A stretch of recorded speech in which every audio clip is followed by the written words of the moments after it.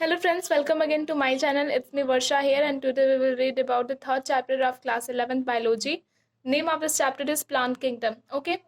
Plant kingdom के बारे में पढ़ने से पहले हमें कुछ क्लासिफिकेशन के बेसिक रूल्स और क्लासिफिकेशन के बारे में पढ़ना होगा। तो आज हम वही चीज पढ़ेंगे about classification. So, the classification of living organism under the system proposed by Whitaker in 1969. Whitaker एक बहुत बड़े साइंटिस्ट थे जिन्होंने हमें क्लासिफिकेशन ऑफ लिविंग ऑर्गेनिज्म का आइडिया क्या दिया, इन्होंने सिस्टम प्रपोज किया था। अब इन्होंने जो सिस्टम प्रपोज किया था किसकी बेसिस पे, इन्होंने 5 किंगडम क्लासिफिकेशन किया था, ठीक है, जिसका फर्स्ट किंगडम का नाम है Monera, Protista, Fungi, Animalia and Plantae. ठीक है, मोनेरा, प्रोटिस्टा, फंजाई की अलग वीडियो बनेगी, एनिमेलिया की भी अलग वीडियो बनेगी क्योंकि ये बहुत बड़ा किंगडम है और इसमें बहुत ह्यूज वैरायटी के ऑर्गेनिज्म है। लेकिन आज हम इस 5th किंगडम के बारे में पढ़ेंगे जो है प्लांटेई।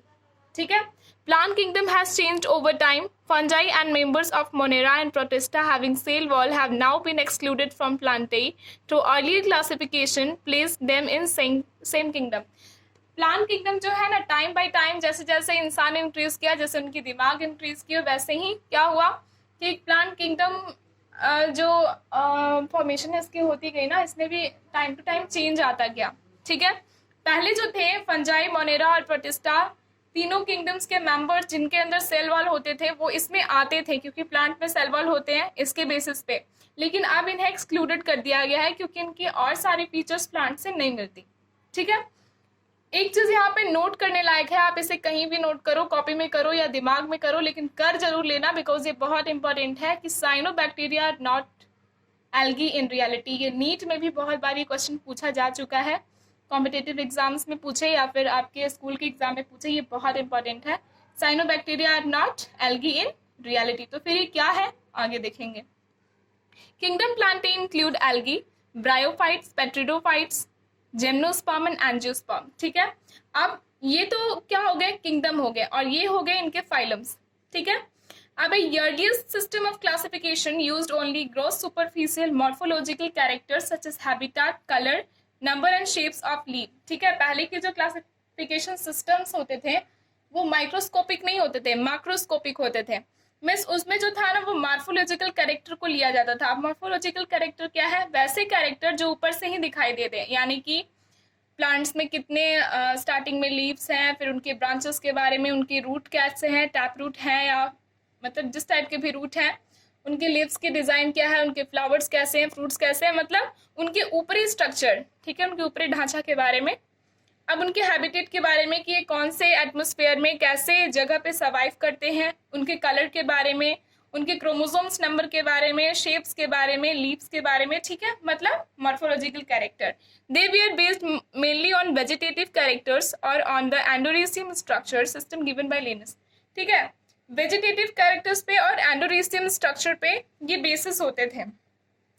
ये जो सिस्टम था वो लिनस के द्वारा दिया गया था, कार्लिस लिनस के द्वारा। ठीक है, और इस सिस्टम को हम आर्टिफिशियल सिस्टम कहते थे।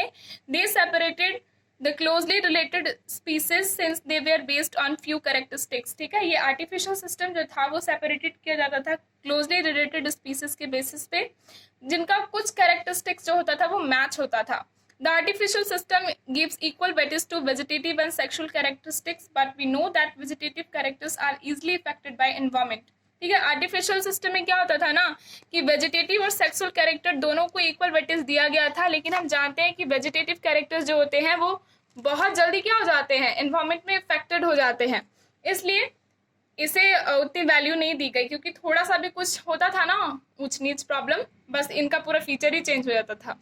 तो अब हम यहाँ पे देखेंगे नेचुरल क्लासिफिकेशन सिस्टम। ठीक है, तो नेचुरल क्लासिफिकेशन सिस्टम क्या है, it is based on natural affinities among the organism and consider both internal and external features. ठीक है, नेचुरल क्लासिफिकेशन जैसे नाम से ही पता चल रहा है ये बिल्कुल नेचुरल था, मतलब इसमें इनोवेटिव माइंड्स का यूज किया गया था। ठीक है, ये बेस्ड किस पे थे, नेचुरल एफिनिटीज पे। ऑर्गेनिज्म जो थे उसमें उनकी कंसिडर की जाती थी क्या क्या, इंटरनल और एक्सटर्नल दोनों फीचर्स, मतलब हम कह सकते हैं कि मॉर्फोलॉजिकल और एनाटॉमिकल फीचर दोनों को यहाँ पे क्या किया जाता था, कंसिडर किया जाता था। क्या क्या देखा जाता था, तो ultra structure, anatomy, embryology and phytochemistry, इन सब के बारे में हम आगे पढ़ेंगे। ठीक है, classification of flowering plant is given by George Bentham and Joseph Dalton Hooker. ठीक है, ये दोनों साइंटिस्ट थे जिन्होंने क्लासिफिकेशन ऑफ फ्लावरिंग प्लांट दिया था हमें। ठीक है, अब है phylogenetic classification based on evolutionary relationship between various organism.